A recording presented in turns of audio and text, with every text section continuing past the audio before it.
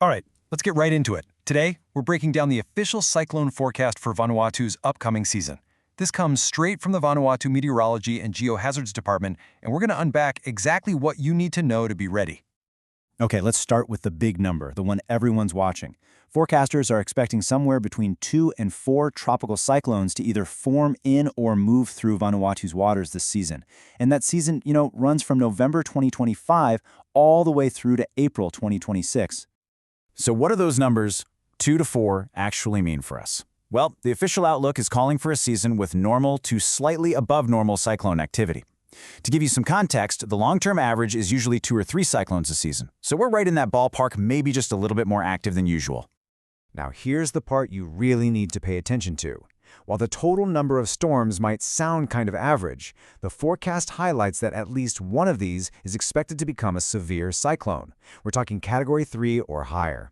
We've got to be extra vigilant during those peak months, January, February, and March. And we have to remember, storms don't care about calendars. Cyclones like Lola in 2023 or Donna back in 2017 are proof that they can absolutely hit outside the official season. So, you might be wondering, what's behind this forecast? Let's peel back the curtain a little and look at the science. It turns out there's a huge climate pattern forming way out in the Pacific that's set to have a direct impact on our weather right here at home. The main character in this story is a phenomenon you've probably heard of before, La Niña. You can see the definition right here. It's basically a pattern of cooler-than-average ocean water out in the central and eastern Pacific. It's one half of this massive climate cycle called ENSO, which pretty much acts like a giant seesaw for weather patterns all around the world.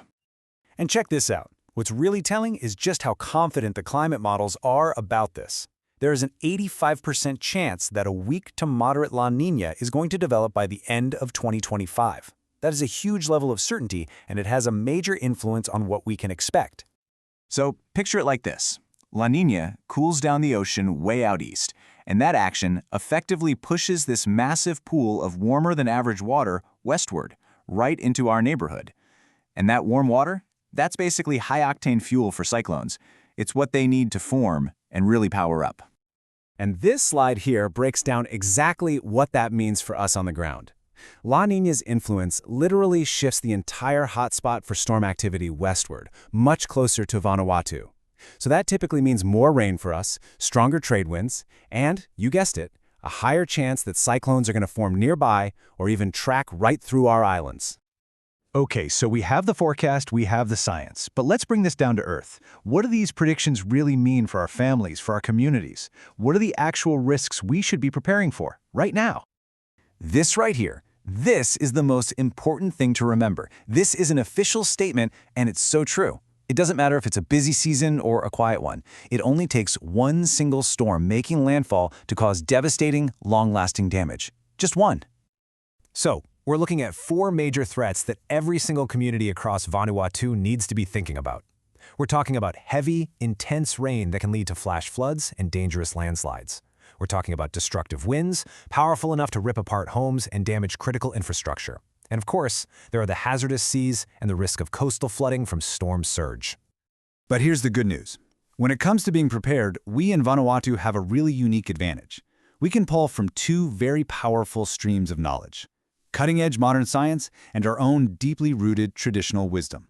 And this slide just lays it out so perfectly. On one side, you've got the official forecasts from the Meteorology Department, using satellites and super complex computer models. And on the other side, we have centuries of traditional knowledge, people reading the signs of nature. Things like seeing hornets' nests closer to the ground, noticing changes in bird behavior, or seeing an unusual amount of mangoes on the trees. All of these can be signals that a big cyclone season is on the way. And look, this traditional wisdom isn't just old folklore. It's a vital, life-saving tool. It gives us those really important early clues, and it builds awareness right at the community level. It helps people notice the subtle shifts in their own environment, sometimes long before an official cyclone watch is ever put out. So what's the safest approach? It's using both of these powerful systems together. You pay attention to the traditional signs in your environment to stay alert, to stay aware, but, and this is critical, when it's time to act, when it's time to secure your home and protect your family, you always follow the specific official warnings from the VMGD. At the end of the day, this forecast isn't just a bunch of numbers. It's a gift. It's the gift of time. It's our head start to prepare. So the final, and really the most important question, is the one you have to answer for yourself, for your family, and for your neighbors. Is your community weather ready?